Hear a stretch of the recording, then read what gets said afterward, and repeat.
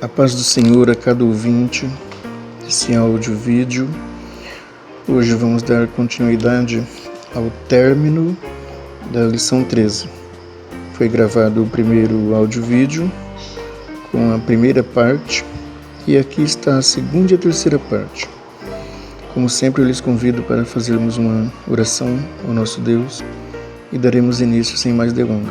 Senhor, meu Deus e maravilhoso Pai, neste momento eu quero lhe agradecer primeiramente pela vida minha e a vida de todos que nesse momento estão ouvindo e irão ouvir este áudio-vídeo. Peço-lhe que o Teu Espírito, Senhor, esteja conosco aqui, o Espírito Santo, Pai, para que o que venha a ser falado não seja do nosso eu pessoal, mas seja direcionado por Ele. Que o aprendizado seja benéfico a cada ouvinte, Senhor Deus, esteja na vida de cada um. Que as palavras tragam compreensão e que as compreensões tragam mudança para o dia a dia no viver em Cristo. É o que lhe pedimos e agradecemos em nome do Senhor Jesus Cristo. Amém. Temos então que a educação cristã ela se fundamenta na palavra de Deus, que é a revelação divina, e os objetivos da educação cristã são esse objetivo, o objetivo de levar o Evangelho, converter as pessoas e treiná-los para a palavra de Deus. Desenvolver a espiritualidade e o caráter cristão é o quê? O que significa isso? Se você for lá em Gálatas 5:22, você vai ver. São o aparecimento daquela pessoa que estava sem Deus através da observação do fruto do Espírito naquela pessoa. Mas o fruto do Espírito é o quê? Paulo diz lá, amor. Amor a quem? Amor ao próximo. Gozo. Esse gozo é alegria. Alegria de saber que está com Cristo. Paz, porque quem está com Cristo não anda criando guerras.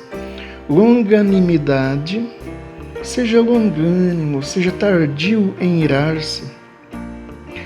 Benignidade, seja uma pessoa benigna, que é o paralelo de bondade. Ele usa bondade também, é quase como um pleonasmo, né? Ele usa bondade. Outro fruto do Espírito é a fé. Não é uma pessoa sem fé nenhuma, que não acredita em nada, não. O Espírito traz fé.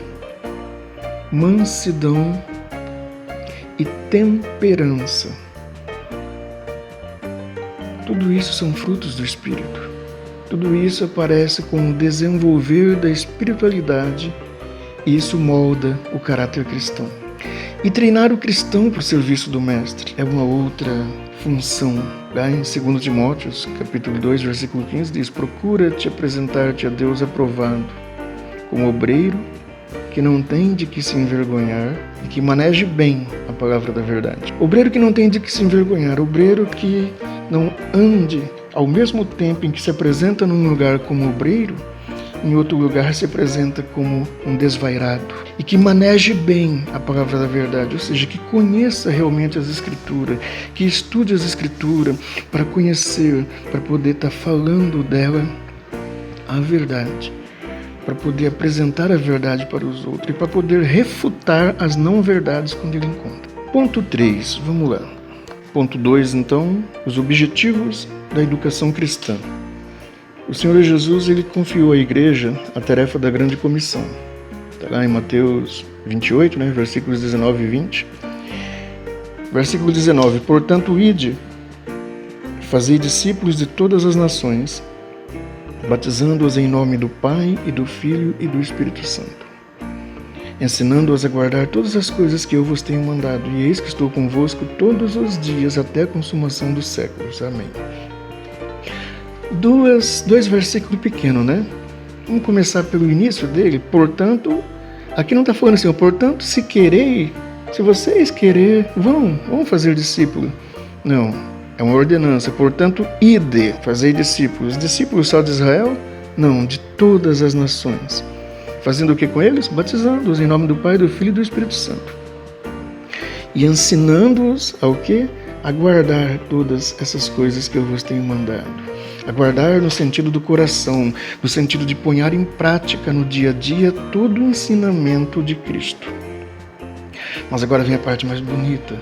Para cada um de vocês que resolverem se tornar um evangelista, que resolver não guardar só para você essa mina de ouro, que é o Evangelho, que é a promessa eterna de salvação, mas que resolver olhar para o próximo e ir buscar próximos para também ter essa oportunidade, Cristo não mente, Deus não mente, e a promessa está aqui na parte final do versículo 20 de Mateus capítulo 28.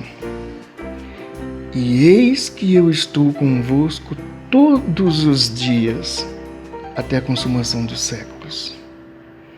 Então veja bem, a igreja, ela recebeu a missão, ela foi comissionada, é por isso que muitos chamam esse trecho de a grande comissão. Ela foi comissionada por Deus, por Jesus Cristo, Jesus é Deus, a continuar a pregação do Evangelho, a expandir a pregação do Evangelho, a converter pessoas. E é um processo, você prega, essa pessoa se converte, ele vem para Cristo, ele é batizado, e aí ele pode ser discipulado, ele pode ser ensinado, preparado. E aí quando ele está preparado, ele se torna um parceiro seu. Ele também vai evangelizar, ele também vai discipular e ele também vai preparar pessoas para também darem continuidade nessa obra. E nesse aspecto, a escola dominical ela desempenha com excelência o papel de uma agência educadora, porque ela evangeliza enquanto ensina, atendendo os dois lados da ordem de Cristo. Nessa compreensão, o autor aqui cita até o saudoso teólogo Antônio Gilberto, que ele enfatizava que são três os principais objetivos.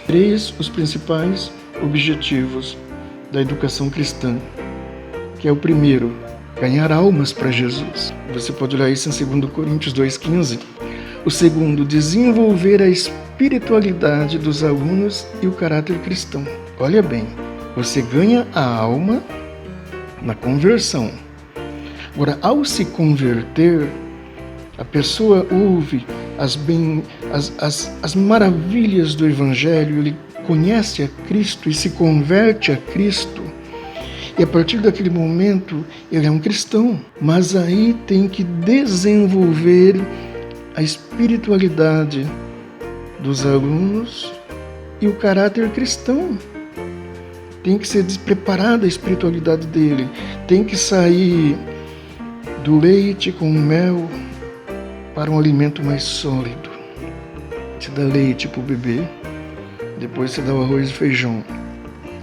Ele tem que aprender detidamente todas as informações, todo o conhecimento necessário das Escrituras Sagradas, toda a verdade bíblica, para que ele não seja arrastado por ventos enganosos de falsa doutrina. Porque as falsas doutrinas estão aí a rodo, com as portas escancaradas, para tentar agaranhar qualquer um que se converteu a Cristo e ainda não tem uma solidez para conseguir enxergar o que é certo e o que é errado. E a escola bíblica dominical ela faz isso. Todo domingo, alguns locais não são domingo, mas toda semana tem um dia e um horário marcado para ser ensinado a retidão, a ortodoxia da palavra de Deus. E o saudoso Antônio Gilberto, ele cita o terceiro ponto: treinar o cristão para o serviço do mestre.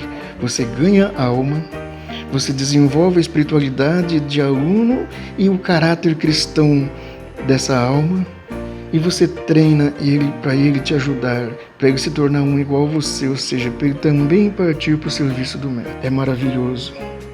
Lá em 2 Timóteo 3,16 diz que toda a escritura é divinamente inspirada e proveitosa para ensinar, para redarguir, para corrigir, para instruir em justiça. Paulo está falando do quê quando ele está escrevendo isso para Timóteo? Ele está falando do Velho Testamento. Observe isso. Hoje nós podemos usar isso porque também é verdade que toda a Escritura, e nesse caso hoje, quando nós falamos toda a Escritura, significa de Gênesis a Apocalipse. Mas quando Paulo escreve isso para Timóteo, e como é a segunda carta, Paulo já está preso em Roma, da prisão da qual ele vai morrer, ele está falando do que para Timóteo? Ele está falando de Gênesis a Malaquias. Ele está falando dos livros conhecidos por eles. Que essas cartas aqui, eles estavam fazendo essas cartas nessa hora. O Novo Testamento estava sendo criado nessa hora. E isso só vai ser juntado quase 400 anos depois. Por que eu estou falando isso? Eu estou falando isso para que você tenha a consciência de que mesmo quando você abre o Velho Testamento, porque Paulo está falando isso aqui para Timóteo levar para quem? Para a igreja de Cristo, que somos nós somos a igreja de Cristo. E Paulo naquela época só conhecia os livros de Gênesis a Malaquias, e ele está falando para Timóteo ao escrever essa carta que todos esses livros de Gênesis a Malaquias é divinamente inspirado e proveitoso para ensinar, para redarguir, para corrigir e para instruir em justiça. Como nós estamos no lucro, irmãos? Porque além desses livros nós temos o Novo Testamento, nós temos o modelo para poder se espelhar também de Cristo para cá. Nós temos mais do que eles tiveram. E às vezes, como nós somos ingratos, como nós somos cheios de desculpa. Então, a escola bíblica dominical, esse evento, esse ato, ele desempenha isso com excelência, mantendo uma linha ortodoxa da verdade como algo para ensinar e preparar contra as ações das falsos profetas e falsas denominações que se dizem cristãos e que na verdade não são, e que o cidadão, o verdadeiro cristão, ele precisa aprender realmente, conhecer a palavra de Deus para saber distinguir o certo do errado, o verdadeiro do falso, o correto do não correto. Capacitação dos alunos. Capacitar significa tornar capaz, preparar, qualificar na educação cristã. O processo de desenvolvimento do caráter e a habilitação do cristão para o serviço no reino de Deus acontece por meio do estudo acurado da Bíblia. Olha bem, tá? Vou repetir. O processo de desenvolvimento do caráter e a habilitação, ficar habilitado, a habilitação do cristão para servir no reino de Deus acontece por meio do estudo acurado, ou seja, do estudo detalhado, do estudo com atenção e contínuo da palavra de Deus. Desse modo, os alunos são formados não apenas como leitores de texto bíblico, mas qualificado ao exame minucioso das Escrituras, qualificado a poder ler e compreender e detalhar trechos e compreender o significado, o que eles estão passando, o que está escrito por trás do texto e passar para as pessoas. Essa meta somente pode ser atingida por meio da leitura diária das Escrituras Sagradas, sob a iluminação do Espírito Santo e da aplicação dos princípios hermenêuticos, tais como as regras gramaticais e o contexto histórico e literário. No vídeo passado nós demos um exemplo disso, né? Fizemos uma leitura bíblica em classe e depois discorremos versículo sobre versículo. No mundo atual, com várias linhas teológicas, com ensinamentos diferentes uma das outras, é necessário a aplicação de princípios hermenêuticos, de exégese, para conseguir realmente clarear a visão do que é o padrão correto, do que é a verdade ali esplanada. Existe uma coisa chamada pirâmide da aprendizagem. Ela foi criada e desenvolvida por um senhor chamado William Glasser. E ele comenta o seguinte, que se você pegar a Bíblia só para ler, você vai conseguir captar cerca de 10% apenas de tudo que você lê. Se você, além de ler, pegar uma caneta e escrever várias coisas, o seu aprendizado pula para 20%. Se você observar pessoas vivenciando e pessoas comentando sobre aquilo, já o pulo é para 30%. Ver e ouvir aquilo na prática, 50% de aprendizado. E se você parar para discutir sobre aquilo, com atenção, 70% de aprendizado. E se você praticar, 80%.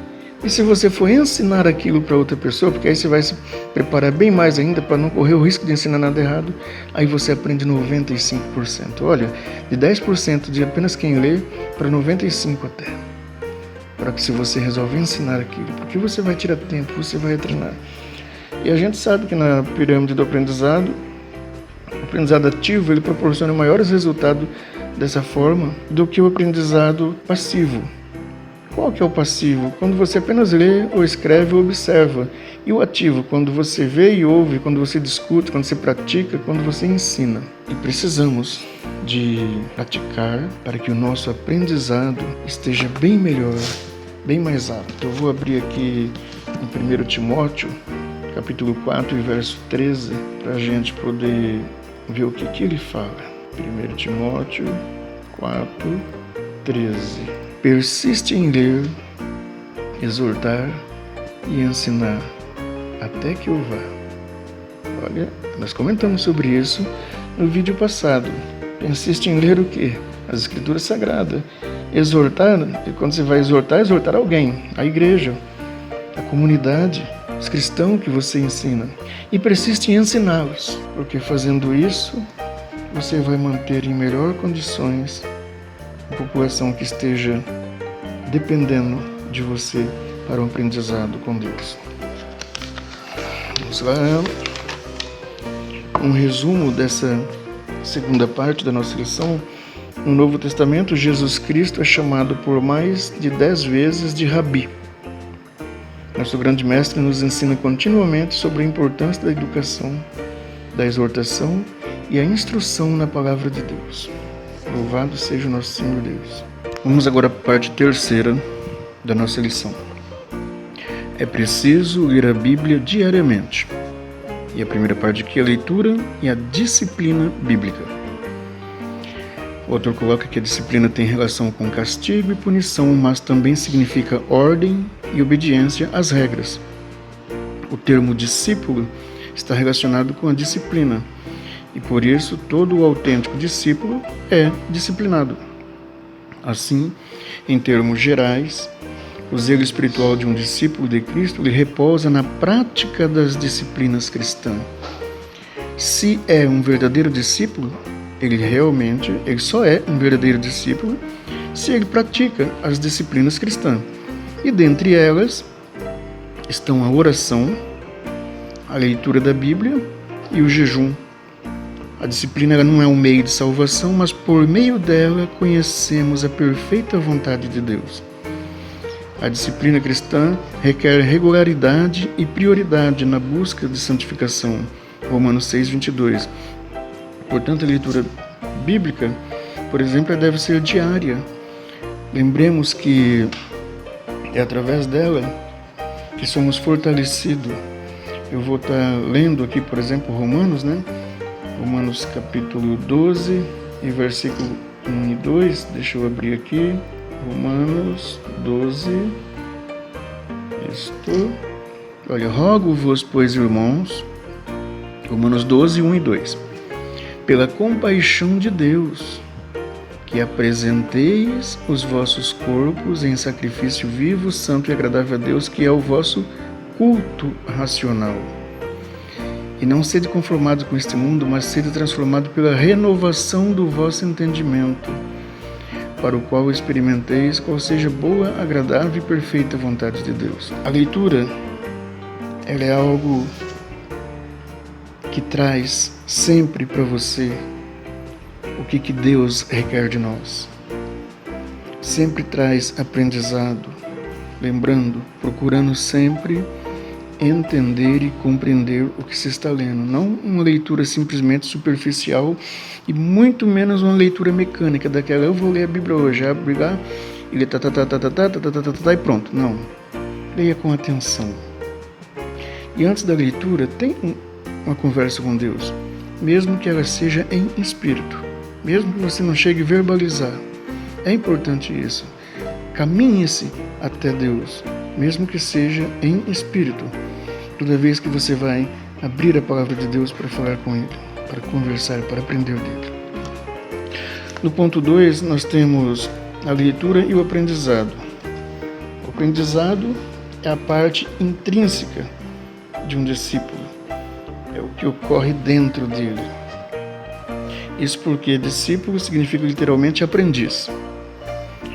Uma máxima pedagógica afirma que ler é aprender. Desse modo, por meio da leitura da Bíblia, aprendemos acerca de Deus e de seu plano de salvação. Essa máxima, na verdade, ler é aprender, ela não é uma máxima 100% correta. Às vezes você deve conhecer, ou eu pelo menos já conheci pessoas que leem e não aprendem. Coisas simplesinhas para se aprender. Mas tem coisa que não basta apenas a leitura. Tem que ter uma dedicação maior de atenção e de metodologia para a compreensão. Esse aprendizado orienta o discípulo a tornar-se parecido com Cristo. Está lá em Efésios 4,13, né? Por isso o aprendizado deve ultrapassar a teoria e ser aplicado na vida diária. Paulo repreende-os que aprendem sempre e nunca podem chegar ao conhecimento da verdade, segundo Timóteo 3,7. Por essa razão, o apóstolo adverte a Timóteo a observar o aprendizado bíblico que o faria sábio para a salvação, pela fé que há em Cristo Jesus, segundo Timóteo 3,14 e 15. Leitura e aprendizado. Por que o autor colocou essas duas coisas? Porque ele sabe que somente ler, às vezes, não é suficiente para aprender. Então, tem que ter as técnicas, as metodologias para ler e aprender. Alguém, certa vez, se perguntou, e aí, o que é ensinar? E várias pessoas falaram, ensinar é transferir conhecimento. Mas a pessoa que tinha feito a pergunta falou, não, errado. Ensinar é fazer aprender. Ensinar é algo que quando você faz, o outro aprende. Transferir conhecimento se torna um ensinar se a pessoa aprendeu. Mas às vezes você transfere um conhecimento que entra num ouvido e sai no outro da pessoa e não houve aprendizado. Aí não houve ensino. Houve passagem de conhecimento sem passar o ensino. Então, quando se aprende, coloca-se em prática o que está aprendendo. A demonstração prática de que se aprendeu quando se trata da palavra de Deus, em conjunto com a conversão, é a mudança de vida para melhor. É uma vida que sai de coisas que desagradavam a Deus para uma vida na prática de coisas que agradam a Deus. Ponto 3. A leitura e o devocional. Diferente do estudo em grupo e do culto doméstico, a leitura devocional é o estudo e a meditação individual da Palavra de Deus, em atitude de completa rendição e adoração. Devocional é quando você está lá, quietinho, no seu canto, com intimidade. O devocional não é que ele vai ajudar você a fugir de uma angústia, de uma tristeza, de um momento difícil que você esteja passando. O que ele vai fazer é fazer você enxergar quem é Deus. Enxergar e aplicar a verdade bíblica nas circunstâncias difíceis. Você vai começar a meditar nas pessoas que tinham vidas presentes com Deus e passavam tribulações e como que elas agiram. E que Deus não as abandonou e que muitas vezes mesmo assim elas tinham tribulações. Olhemos, por exemplo, Jó, que era reto com Deus e tudo o que Jó passou. Os devocionais te fortalecem, porque no mundo tereis aflições, mas mantendo-se firme, falou Cristo. E o devocional serve para isso. Meditação cristã, refletir, ponderar, conseguir compreender as coisas que ocorrem mesmo com os fiéis e que não são agradáveis, mas que quando se há um treino, uma habitualidade ou uma preparação mental que essas coisas podem chegar, passa-se por elas mais fácil, além de ter-se a certeza de que está com a vida em Cristo. E fica muito mais fácil quando você se lembra de que o alvo não é esta vida, e sim a outra, a eterna. Aí você fica, mesmo com dores, mesmo nos momentos de dores, há o tino da esperança, há o brilho da esperança. Porque se você for levado dessa aqui, automaticamente você estará no paraíso. Então, esse tipo de conhecimento, junto com a fé, sabendo conseguir compreender o exercício da fé, como eu citei no vídeo passado, pessoas com fé e com presença com Deus também morrem doentes. mas nós temos um Deus que não mente, um Deus que honra a promessa, um Deus que falou em São João 11, versículo 25, que aquele que permanecer, mesmo que morra, viverá. É nesse Deus que nós cremos. E os devocionais ajudam você a ser mais forte e passar pelos momentos mais difíceis da vida. Agora, quando não se tem disciplina, não se tem leitura e muito menos se tem aprendizado, e diz-se que é cristão, mas acostuma resolver todos os seus problemas com dinheiro quando tem o dinheiro, aí quando o problema chega, não está acostumado a ser dependente de Deus na oração, e aí chega junto tristezas fora do normal para o cristão. Então nós precisamos da leitura e o devocional. Um dos aspectos da adoração é o culto devocional, né? E não se refere a um culto público que prestamos a Deus no templo, nem ao culto doméstico em família, mas aquele praticado de forma individual. Inclui a oração, o louvor e leitura bíblica. Essa atividade fortalece a comunhão com Deus. O devocional é também uma oportunidade para o estudo sistemático e indutivo das Escrituras, que por ação do Espírito Santo abre o nosso entendimento. João 14, 26. O conhecimento bíblico ainda pode ser aprimorado por meio de pesquisas em periódicos, como a nossa declaração de fé, que expressa a ortodoxia pentecostal. Mas, como muitos escritos excelentes que se tem, você consegue aprendendo. O importante é tirar tempo para estudar e conseguir, filtrar o que você está estudando. Porque uma vez que você estuda qualquer outro conteúdo que não seja a Bíblia, você também necessita ter a capacidade de filtrar, de verificar se aquele conteúdo está sendo correto dentro do que está ensinando. Mas tem centenas de livros excelentes.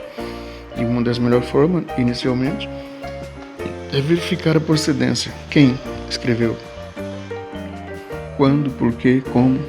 Normalmente essas perguntinhas vão ajudar bastante a selecionar boas obras.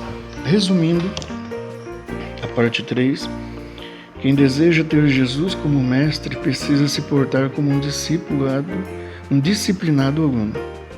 A prática diária da leitura bíblica é uma disciplina primordial ao genuíno discípulo de Cristo.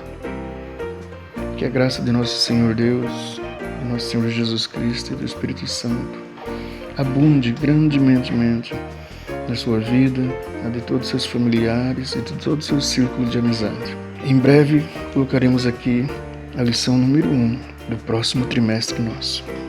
Fiquem todos com Deus.